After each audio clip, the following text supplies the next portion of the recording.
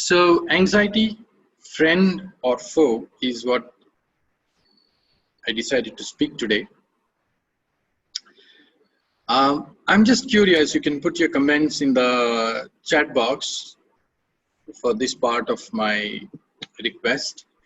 How many of you actually noticed the spelling mistake in the flyer? Friend. This was misspelled.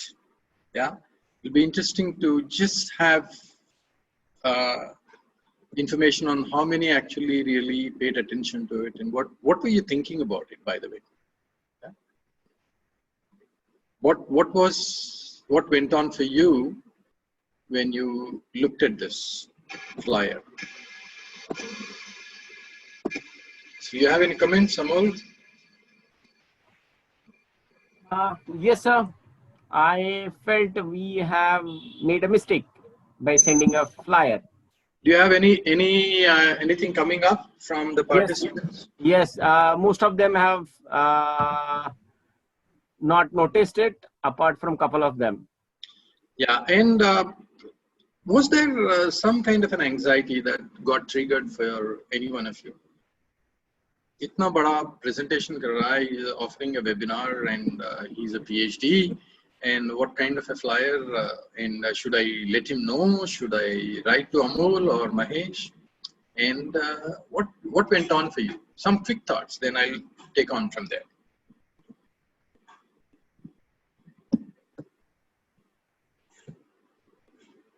Yes, Khushbu said she noticed.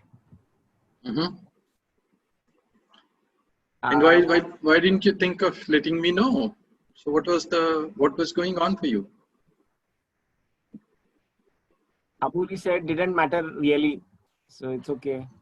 Yeah, it didn't matter really. I can read that. Yeah. All right. So every small thing that we experience triggers us for some kind of anxiety. And there are reasons why this triggers. So please be mindful. I saw that many of you are academicians, counselors, therapists who are on the group today or on the webinar. I'm not going to deal with this topic from an academic perspective. I'm going to talk about little theory and a lot of practice. What is that we can do? What really goes on with anxiety and what is this concept? It's not a classical academician's definition of what anxiety is, but a common man's understanding of what it is and what we can do with that. So that's what I'm going to really spend my time on. All right. So this is what I was wanting to invite you into. Let me move into what I wish to speak for the day. These are the topics that I'm going to address. What is anxiety? Why is it difficult to manage? Some strategies. I'm not really going to give you a whole bunch of stuff in 1 hour, not even 1 hour, maybe 50 minutes from now. Some takeaways that you can use, actually hands-on stuff that you can use for yourself as a practice to be able to address anxiety slightly better than where we are today when we began. And mood meter as a technique, that's something I'm going to talk as one of the techniques for identifying where our emotion is playing out. And you'll see that towards the end. And a little hot mat technique where I'll invite you into some practice of getting into coherence, that is mind, body, and heart, so that we are better able to address, be in a position more grounded and address anxiety in a manner that is most functional for us. Yeah. So that's what I'll be looking at. Amol, I'll pause at appropriate times to check with you for some questions that may be popping up. Yeah. Yes. So let's do a quick poll before we get in.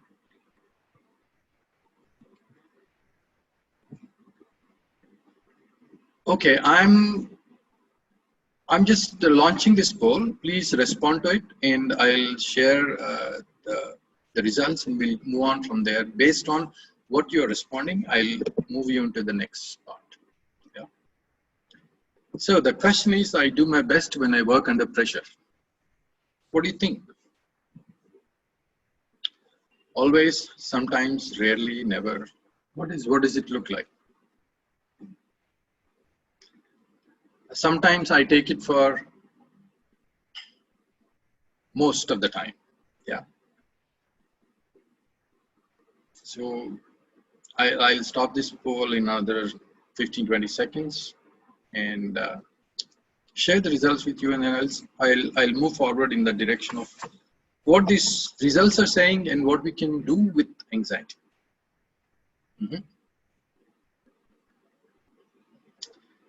So 10 more seconds, I'll stop it. So we have about 150 people who have responded to this, who have voted what they think, and it's okay if you haven't voted. So it's 1 minute up. I'll end the poll and show you the results. So this is what it is looking like. So if you generally look at this, the results show that most of the times we feel that we do our best when we work under pressure. At least 68% of the people say that, plus another 18%. So that makes it what, Amol? 84% of people seem to think that we work best when we are under pressure. Yeah. So good, bad, ugly, I don't know. You'll make out of that as we go through the session today. Let me get back to the presentation. And I will share with you my screen and we'll move on from there.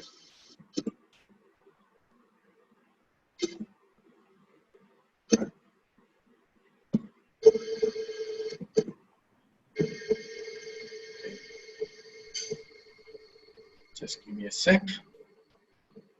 Okay. We just went through this poll and we have seen that 84% of the population who is there on this call, on this webinar, feel that we work best when we are under pressure. Yeah. What we feel is that when we are doing our best under pressure, under anxiety, we think that we are doing our best. Mild discomfort is easy to shrug away.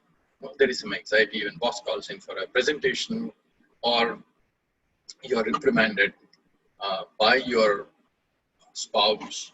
If you are a child, if you are being reprimanded by your parents, you got to speak to your friend about a very uncomfortable topic that you wish to address. Yeah. We are fine with some mild anxiety, which we call as eustress. Some of you may know that, or a functional anxiety is what I call that. But when it interferes with our functioning, we become reactive. All that we do, why this emotion kicks up, is because it has been functional so far. It served a purpose for me as I went through my life. And anxiety is a kind of cue for some action. Yeah. When I know I get a call from my boss, or I get an appointment from my boss asking me to meet him at a particular time, or if I have to meet somebody, my friend calls and says, can we meet? So the moment anxiety kicks in, I know that there is something I need to do. Some relative who has not called you for long, you see a missed call, you get anxious. What happened? Yeah. For example, these days my mom is not unwell. Yeah, she's 90 plus. So whenever I get a call from my brother, I get jittery. She's hale and hearty, but she's been unwell. So, but that anxiety kicks in and it's a cue for some action. So I get alert. That has been functional and it's helpful sometimes. So that's why I asked you, do I do my best when I'm under pressure? Most of us feel that. For example, when you're going on a long drive, you're tanking up your car or a vehicle. That could be a bike or it could be a car before a long journey. And when you're going to travel for beyond 2 or 3 days or 1 week, so you're always knowing that I know I need to go for a week. So you're prepared, you're packed. Yeah. So that is functional. So how anxiety can be functional, we all know. I'll give you an example of my own self. some years ago, I planned my trip to Dublin and rushed. Yeah, packed my bags. I live in Pune and I had to go to Mumbai for taking the flight, and all fell, all was fine, hunky dory. And the moment I sat in the cab to get to the airport in Mumbai, because I was working in Mumbai and then going from there. So I was there in Mumbai for a couple of days and then had to hop onto a flight. And then on my way to the airport from the guest house where I was staying, I realized I did not carry my passport. Just imagine, all hell loose broke for me. So anxiety is actually a cue for us to act on that. So here, I got panic. Of course, I missed my flight. I had to go on some other day. All that happened. So such kind of anxiety is functional for us many times. But there are downsides. Because I keep thinking about it, because I know I've missed my flight, because I know I don't have my passport, I can't be damn getting to the airport without my passport. I know that. Where am I going to sit? So I keep worrying about it. It could be this. Yeah, because if I keep worrying about what is the boss going to say tomorrow when he meets me at 10 a.m. Yeah, I may be having sleepless nights. It's an extreme case I'm talking about. So there is very, very thin line between when anxiety can be functional and when it can be dysfunctional. So a quick look at what anxiety is. For me, it's an emotional reaction, which is overwhelming thoughts, feelings, behaviors that we experience when we are exposed to threat, real or perceived, that leads to becoming dysfunctional. That's what, let's stay with that definition for now. You might have questions, you might disagree with me on this definition. May not be the very classical definition of what textbooks say or what the research says, but this is very functional for me. So stay with me through this webinar for understanding what anxiety is. So why is it worrisome? What makes anxious and worrisome? There are three things that I have recognized in my experience, in my literature review, in my experience as a leadership coach. This is what I encountered, even dealing with some of the top executives in the country. One is scarcity. When we feel that the resources are scarce, that I can't lay my hands on these resources, there is some anxiety, right? So when is the anxiety? The reason all of us went through this anxiety during the pandemic. You know, the moment it was announced, there's a lockdown. Today, my anxiety got kicked up because I saw the news today that we are going to have a 10-day lockdown in Maharashtra beginning the midnight of 12th of July. So yes, all of a sudden, my anxiety kicked up. What are the provisions I need? I need to fend for my in-laws who stay about 14 kilometers away. So this is functional. But if it gets too dysfunctional, what happens? I might buy 50 kilos of rice, which I probably will eat for next 2 years. Yeah. So that is dysfunction. So scarcity can kick up a lot of anxiety. Vulnerability. I don't want to be seen as weak. Yeah. And then need to control. What if I don't have enough provisions for the next 10 days, 15 days? So I have no control on what I'm going to eat, what my life will be. So a lot of stuff goes on. And stuff is difficult for us to handle. So this makes us anxious. Three things. There could be more. Yeah. Fundamentally, all these things can be summed up under these three themes: scarcity, vulnerability, and need to control. And we'll see how they're linked in the seminar. So if I just show you this, and what do you notice on this slide? Quick thought. Yeah, you can put your comments on the chat here now. What is that you see?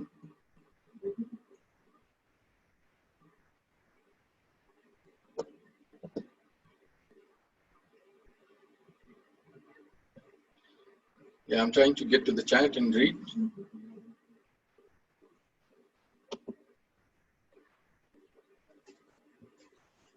Yeah, a temple underwater, house underwater, flood, nice house in the water, one is relaxed, the other is alert, ducks relaxing, birds chilling. Yes.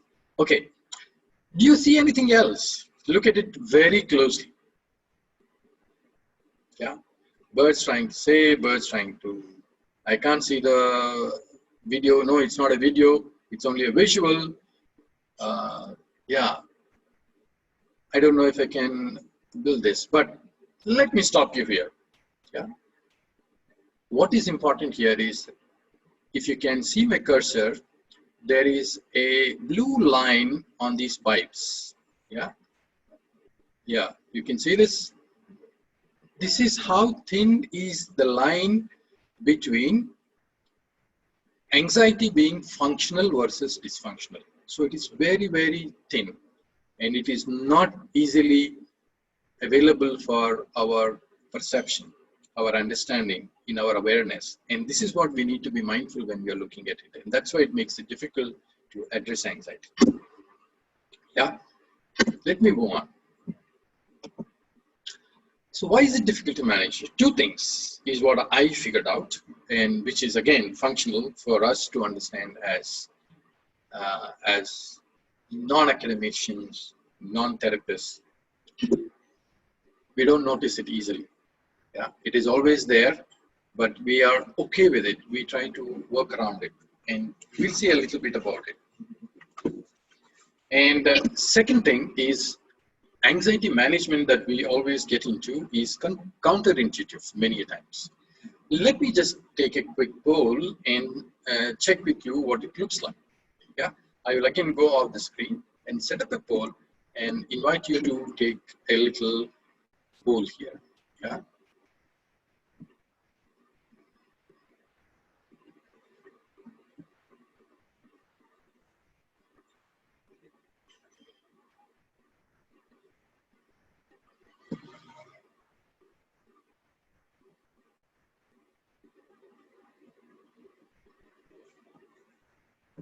Stop the results, and I will do the next poll. So I will also allow the panelists to vote. Amol, before we get to the poll, any questions that we need to address? Are there any questions, Amol? You need to unmute. Yes, there are a couple of questions I would like to say. Sure. Is a depression extension of anxiety? Well, I'm not a therapist. I'm not a clinical psychologist, nor a psychiatrist. So I would not want to respond to this question. So yes, maybe it might and might not lead to depression, but I'm not sure. Honestly. Second question is, a tendency of doing multiple tasks, is it a symptom of anxiety? To what extent it is normal?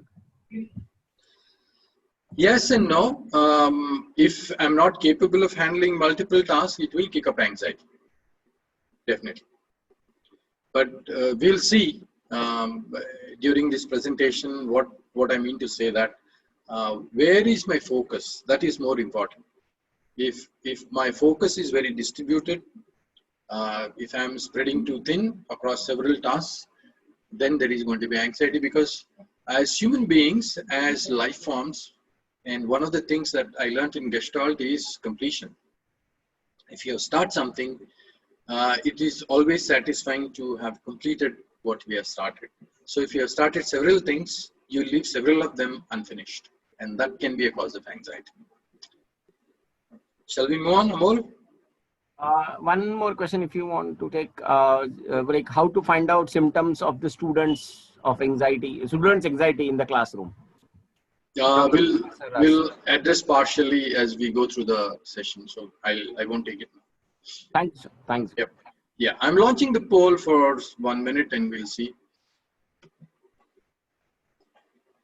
Yeah, I use the following techniques when I experience anxiety.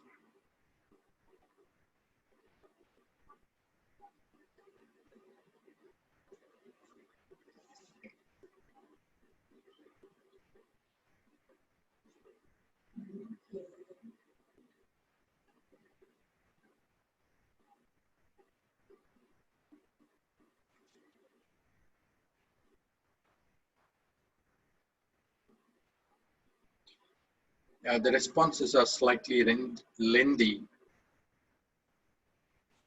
so I'll wait a little longer for you to read through and then respond to them.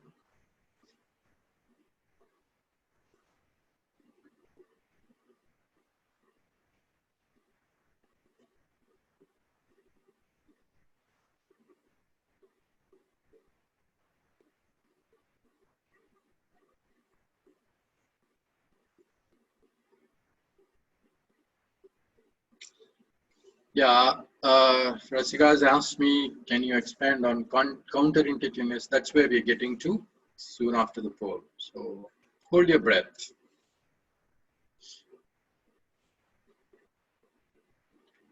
I'll wait for another 20 seconds before I close this. So we have about 158 participants who have responded to this. We have about 204 attending today's webinar. All right. So I'll end the poll here and share the results. Okay, so the highest is taken by the second response, that is, positive thinking helps me become less anxious. I remove myself from a situation until I'm more prepared to cope effectively. 21% are saying this. 34% has picked up the second choice. The third choice is picked up at 33%, and useful thinking best prepares me is 14%. And there's something interesting and important that I want to communicate through this poll, in which I'm going to talk about why it is difficult to handle anxiety. I said, one, it is not easily noticeable, yes, but there are some indicators. While there could be many, there are physical indicators, there are emotional indicators, people speaking too fast, because each individual responds to anxiety very differently. Because what has been functional for me, as I said, perceived threat. How I perceived threat as I grew up, and what was functional for me to respond to that threat, I'll continue to use that in my life. For example, for me, as I grew up, keeping silent was my way of responding to anxiety or threat. So many a time when I get anxious, I get quiet. That may not be, for example, with my daughter. Yeah, she'll talk a lot, she'll throw up, and she'll get angry. So there are different ways of responding to these things. We need to identify patterns. There is no checklist, is what I mean to say. All right. So I'll stop sharing these results and get back to the poll, to the presentation. Amol, any questions here before I move on?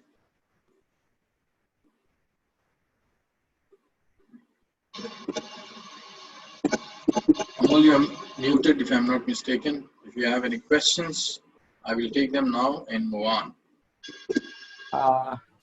Can you please elaborate a bit on lack or loss of control that contributes to anxiety? Yeah, we'll look at it. No problem. Yes, go on. The next one is, can stage fear be considered as one of the emotions of anxiety? It is a manifestation. That is how our anxiety shows. Stage fear is one form. Yeah. And what happens when we have stage fear? What are my physical bodily responses, emotional responses, my thoughts? They're all anxiety reactions. Can I move on, Amol? Is excitement an anxiety? Yes, if it becomes dysfunctional, it can be. And one more question, breathing shallowness and fear. This is a long-term impacts on health. What kind of impact? So is it anxiety causing this? Yes. Okay. Breathing heavily and shallow, all these are indicators of anxiety. you and I may respond that way. Some others may not respond that way.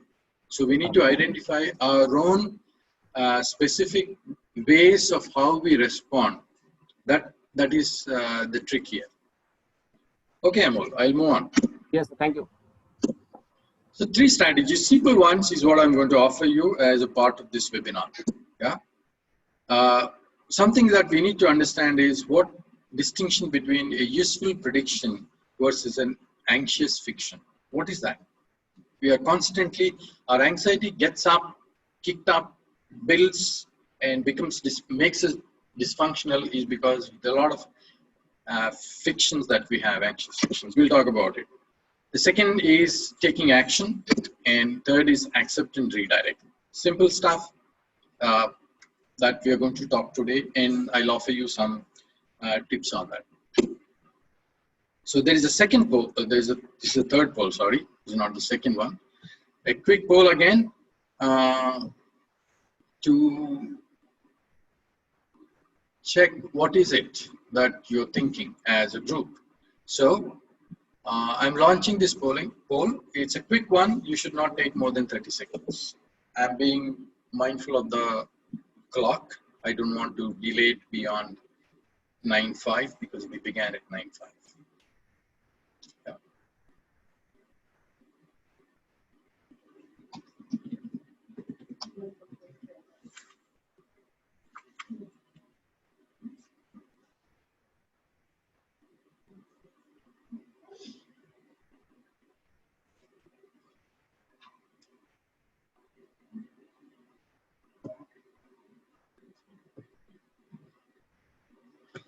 Okay, I'm ending this poll now. We have 2/3 of the population who have responded. So is it okay to stop? Yeah. 40 people on the call are not responding to the poll. They're not voting. They decided not to do that. That's fine. Great. So let me end this. And this is what it looks like. This is how I respond to anxiety. Criticize myself, 12%, blame myself, 15, blame circumstances, tell myself to calm down. Yeah? These strategies are not useful. And we all practice this. Let's stop the poll here and I'll move back to the presentation and walk you through what is functional for us. So if you look at these results, you all see that we are using strategies that we think are useful for us, but they're actually counterintuitive. What is happening? Let me show you this. That's where counterintuitiveness comes into play. This is what I'm calling as anxious fictions. What are they? Yeah, they're beliefs. Flawed beliefs that they are useful for me, they are functional for me, because we are carrying that script all through our lives. This is how we responded, and this is how I felt safe, and this has been functional for me as I stand today. I may be 50 years, I may be 40 years, I may be 70 years, but this is how I responded, and this is what was helpful, and this is how I continue to do that. So it is a flawed belief that it is helping me deal with anxiety. In the short run, yes, but in the long run, it doesn't support us. Yeah, because I will, for example, I'm going to talk to you about 2 anxious fictions and some beliefs that can be useful beliefs. Okay, the first one, useful anxiety management beliefs versus anxious fiction. That's what we need to move away. That's the first strategy is what I'm offering. So the example, when I'm anxious, it's important to remove myself from a situation until I'm more prepared to cope effectively. That's what you guys have said. Yeah, many of you have responded. But this is less functional in the long term. What is a useful belief that you can move into from here? Coming up with plans to work through anxiety will help me learn that I can do what I want to do, even if I'm not always completely relaxed. It's okay. We can't be in an ideal world, in a perfect world. We're going to live with this anxiety. Today, we are talking about new normal. Yeah. And that's how we are living. This is how it is going to be. So we are going to have a new expanded version for what SMS is. Yeah. Most of you would know that by now. Social distancing, mask, and sanitizer. That's the new jargon for SMS now. So we are going to be like this. But I'll still continue to do. We are continuing to wake up every morning, get ready, do some work, if it means working from home. And I'm not completely relaxed. There's going to be some anxiety. So I need to help my family in doing the chores every day. Yeah. So there's going to be anxiety. There could be some need that I need to fulfill for the family sitting at home. So I still have that anxiety. But am I continuing to do what I want to do? Is it helping me move in that direction? Stay there so that this belief is really helpful for me to move on rather than move back. Second, positive thinking will help me become less anxious. Yeah, it always stays there. It's not always functional. What is the belief that you can move into? Be more realistic. And useful thinking prepares me to manage my emotion and behavior in anxiety-provoking situations. So the moment I move to realistic and useful thinking, it becomes functional for me because I'm here, right now in this moment. That's what is most helpful. And I'll show you some ways of handling this also. So we have to move from anxious fictions to useful predictions. That's what we are required to do. So some people who know me very closely know that I flunked my 12th, my chemistry exam. I didn't know how the damn SO2 becomes SO3 in the equation, the organic chemistry. Yeah. So I had all kinds of anxious fictions. So log kya sochenge? What will happen? Will I go where I want to? What is my life? I am a failure. These are the kind of things that kicked up for me in my anxious fiction because that was the story I'm making up. And mind you, we are all good story makers. We create a lot of stories in a fraction of a second. Yeah. So everyone is mean. I'm a failure. I'm fit for nothing. My classmates have gone ahead. किसी को engineering में मिल गया, किसी को medicine में admission मिल गया. Where am I? I wanted to be a medical doctor, by the way. And I actually got admitted. I passed my medical entrance at CMC Vellore. Some of you who know the Vellore Medical College. And they asked me to send my 12th mark list to confirm my admission. But then how can I send that? Yeah. So all this. So it is kind of shattering. But I didn't know how to handle this then. Yeah. I did have my bit of anxious moments. I became very quiet, as I said. That was my go-to strategy at that point of time. Not anymore, of course. Yeah. So useful predictions is what we need to do. Yeah. So when we are in anxious fictions, we are thinking in absolute terms. We are predicting the worst, that I will not be successful in my life. Overstating negative elements of my experience that I have had and gone through. All these are limiting my beliefs. So my action, I don't get into action.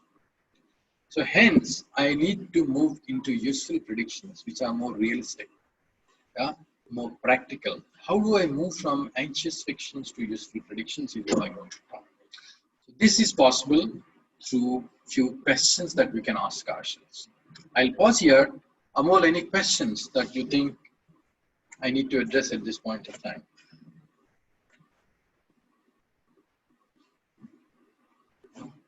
One question I think is useful. Yep. Did anxiety leads to a obsessive compulsive disorder? If fast the heart rate, is there any kind of anxiety? I didn't get the question, Amol. There are two questions. One, did the anxiety leads to obsessive compulsive disorder? I don't know. Might. Please, Fast. you must. Yes and no, because there are no binary responses in human sciences. By the way, it could lead. It all depends on what conditions are existing. High level of anxiety. I am also very anxious when things don't go my way. I lose control of the situations, but it doesn't lead me into OCD. Yeah. There's a different mindset for getting into OCD place. What's the second question?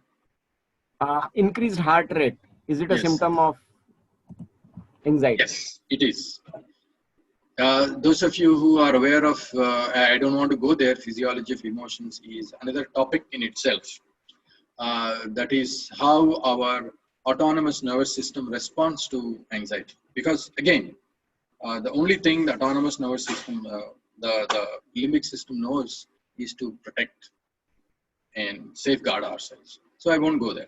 Yes, but it is an indicator. So I'll move on here. Okay. Yes, Amol, can you move? Is nervous temperament different from anxiety? Because sometimes, well, Not a clinical psychologist. Sorry, I won't be able to respond to this. And I am willing to be vulnerable and say I don't know. All right. So that's very park it. This is, as I said, not from an academic or a clinician's perspective, or it's general population who can deal with anxiety a little more better. That's all. Of course, I'm using CBT, cognitive behavior therapy issues here, or the philosophy. Okay, so we'll move on. What are the questions I can ask to move into useful predictions and move away from, anxiety fictions? First question is, what is the evidence for or against the idea that is going on in my mind? So what is the evidence? So this is, those of you who are familiar with transactional analysis, is accounting. What am I accounting for? What is the reality check I'm doing? Okay. Second, is there another more accurate perspective of what I'm experiencing? 3, am I exaggerating or predicting the worst case scenario? Yeah. Is how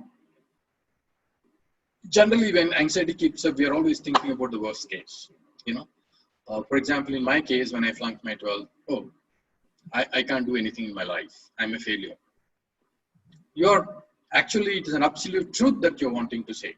It can't be so binary in life. As I just said, human life is not so binary. It's not in 0 and 1. It's only in the computers you see this, not in human beings. Yeah. So I don't know what AI scientists are doing there to mimic human thinking, but long way. Fourth one, is there a more realistic way of thinking about this? What is more practical?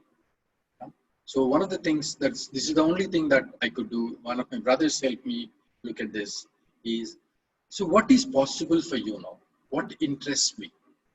And that really changed the course of my way of thinking about my failure and my future. And I'll talk a little more about it. So I was only problem focused. We need to move away from that problem focus. Next question, how do I feel when I think like this? It is very engaging. I feel that I'm in control, that I don't blame on the circumstances. All the things that we talked about is what I'm doing, what I'm moving away from. The last question, how do I feel when I think in more realistic ways? Yeah. When I think in the worst case scenario, I feel loss of control. And when I feel like in a more realistic way, I feel more in charge and more in control of what I'm going to do, what I'm doing, what I wish to do. So this is how you can move into. So this is the first strategy. Yeah. Taking action is the second strategy. When you notice avoidance, explore options for action. Even if it means even a little better, small step, baby step, is great. So what we need to do is take the step, make a commitment, and follow on that commitment. So that gives us a little more confidence. Let me invite you into another poll, if I'm not mistaken. I don't know whether I've done this. Let's move on from here. So, where is my focus? When we are thinking of action, taking action, I need to be mindful of where my focus is. Yeah. So, what is my inner state? If I can ask right questions, then I can move into a behavior which is functional and which will move in the direction of where my focus is. So this is a very cyclic process. Again, I'm only offering some ways of looking at it rather than working on some of the techniques here. So, taking action offers more personal control. Yeah. If you sit there and do nothing about it, you start feeling loss of control. And that's something we always can take charge of, is where the action really comes in. Third strategy is accept and redirect. What does this mean? We'll do a third poll. I'll stop here and do a quick poll. Yeah. Yes. Again, it's a very quick one.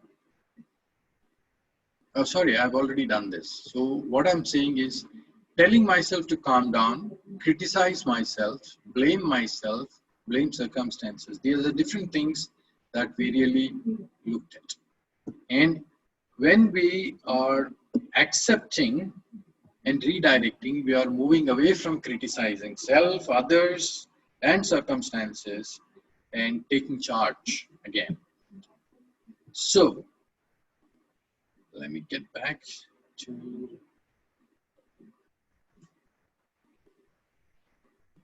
sorry, give me a sec.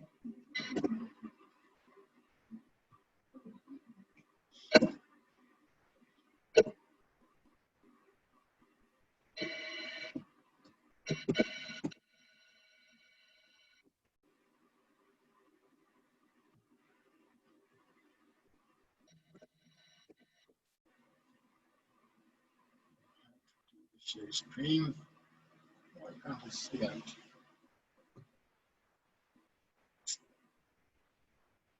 Sorry.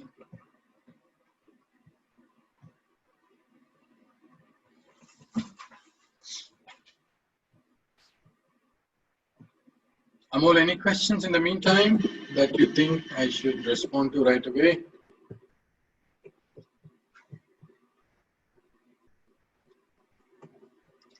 Yes, Amol?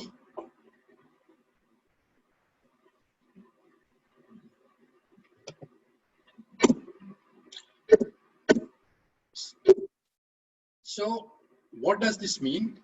Really being mindful of accepting what is going on. So, without judgment, being here, being present. That's very functional for dealing with anxiety. Allow it to exist. Accept that anxiety is a part of life. Like what we have accepted, pandemic is the way of life forward. Till we know what it is going to look like for me in future. And redirect to what is more meaningful in the moment, what we truly value. Yeah. So that's where I will move you to the next part, where the focus could be the problem. Where is my focus? Is it problem focus or outcome focus? What is that I'm wanting? When you are focused on the problem, your anxiety kicks up and you have a reaction to that. And you build more problems. Yeah. But when you are outcome focused, you're really looking at what is your passion, what really energizes you, what is that I really value for my life. And when this passion really kicks up, you are willing to take that first step and take that action. So where is my focus really defines where I can move into and how I can move away from being problem focused to outcome focused. And that's the third technique that I wish to share with you. So a quick check, and what is coming up for you as you view this visual? Yeah, I'm not even going to talk about it. So a quick thoughts, one or two phrases. Don't write long stories. You can put it in the chat. Amol, if you can read a few of that, I'll be happy to move on from there.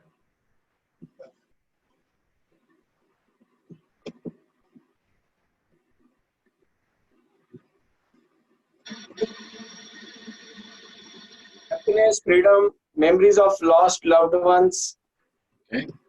Happy scene, balloons and flowers. You need a vacation. Yes, me too. Yeah. More opportunities to explore. It's celebration. Yeah. Party time, refreshing side. But the girl's engrossed in mobile. Right? Tension going away. Happy place. Thoughts are like balloons. So there is some anxiety. Communication. People are not received any communication, so I can't talk to him. He said, leave me alone. Please tell me what to do. Birthday party. Outing time. Girl is feeling nice. Yeah. We all are not responding. Broken threads. Wow. Some people have seen this. Busy ignoring the beauty. Yes. 3 different outlooks from 3 people in the visual. Yes. The reason I invited you, thank you so much. I really appreciate your responses. The reason I invited you to respond to this and share your thoughts is how we respond to the way we feel internally, the focus we have. Yeah. So our internal operating system is where we need to target and shift from problem focus to outcome focus. So you're moving away from anxiety to passion.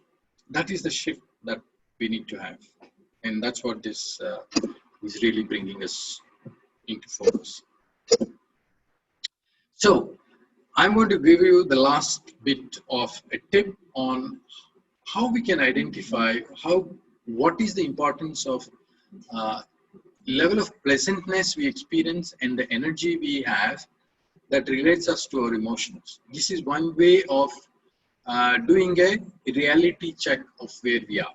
So on the x-axis, we have pleasantness, and on the y-axis, we have the energy. And you know, it is from left to right and bottom to top is lower to highest. And once you understand this, if you can rate yourself, you will figure out what kind of an emotional state you are constantly in. What is a pattern? And that's helpful to explore, use as a framework to understand our emotions. Yeah. So this is what is a mood meter. So in the blue is low pleasantness and low energy. Yeah. And you have all these emotions: disgusted, disappointed, alienated, excluded, timid, drained, tired, bored, down, alone, embarrassed. These are all the ones. On to the top right corner is where your pleasantness is high and your energy is also high. This is where you are ecstatic, motivated, upbeat, elated, inspired, lovely, joyful, proud, blessed. So you see how our inner operating system really defines our mood meter. And that's where we need to really work on. And to close this, what we'll do is we'll check what we can do here is to connect. And what is this connection I'm talking about that we can really live with and work towards? Yeah. The first is connect with self in whatever ways you can. 2, connect others to be able to share and receive support. And the biggest connection is with nature. Yeah, it's very healing. So these are the things that we can do at the minimum to be able to beat our anxiety and work with our anxiety. Let's end with a heart-focused, quick meditation that I'll invite you, right? So what do I need to do is sit upright, most comfortable position. What are we doing on time, Amol? Sorry, I didn't look at the... Yeah. We are having 7-8 minutes. Cool. That's just about the time I need. Okay. So please listen to my instructions. Sit wherever you are comfortably upright with your spine straight. If you're sitting on a chair, with your legs firmly grounded on the floor, center yourself so that your energy flow is smooth. Just follow the instructions. I read them aloud for you. Yeah. You may close your eyes or keep them open, whatever you prefer. Shift your attention and focus to your heart or chest area. You may find that putting your hand on your heart is helpful. Take a few deep, calm, and comfortable breaths.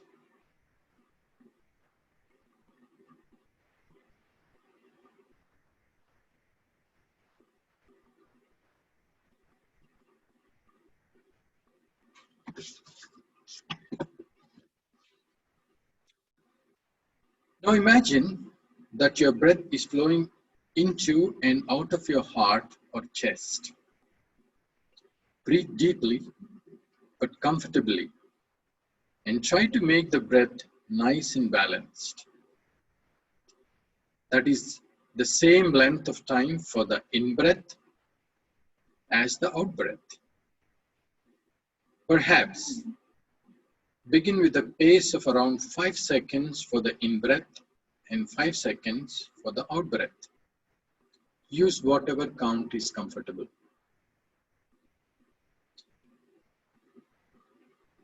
If that does not feel comfortable, then try breathing a little faster or slower, making sure that you keep the breath balanced and rhythmic.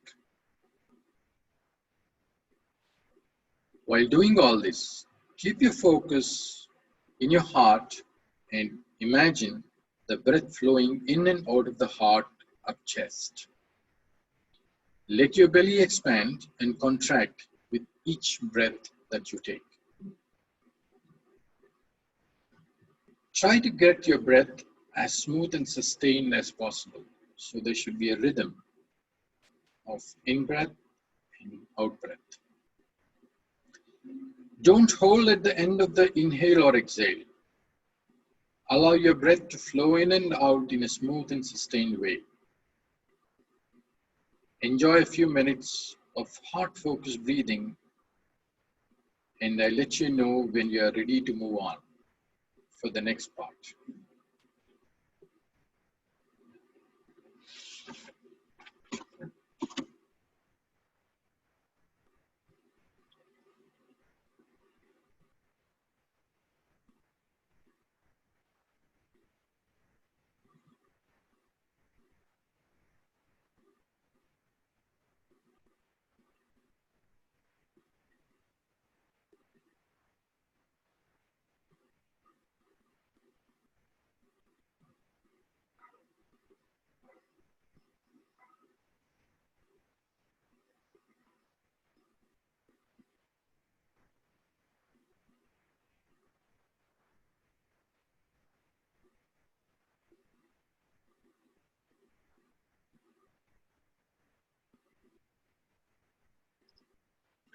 Okay, we are now going to practice another technique, an extension of heart-focused breathing. Keep your focus in your heart and your breath flowing nice and smoothly. Continue to breathe the way you've been doing for the last few minutes. Make sure to keep your breath balanced between the in and out breaths. Now, I'd like you to recall someone or something for which you feel genuine care, appreciation, or gratitude. It doesn't matter what it is. It could be a person, a place, a pet, a memory, an object, or a position, or something simple like sunshine or the beauty of nature. Now that you have recalled the feeling of care, appreciation, or gratitude for someone or something, breathe the feeling in and out with the breath, keeping your focus in your heart or chest. Enjoy this for a couple of minutes and I'll let you know when we are ready.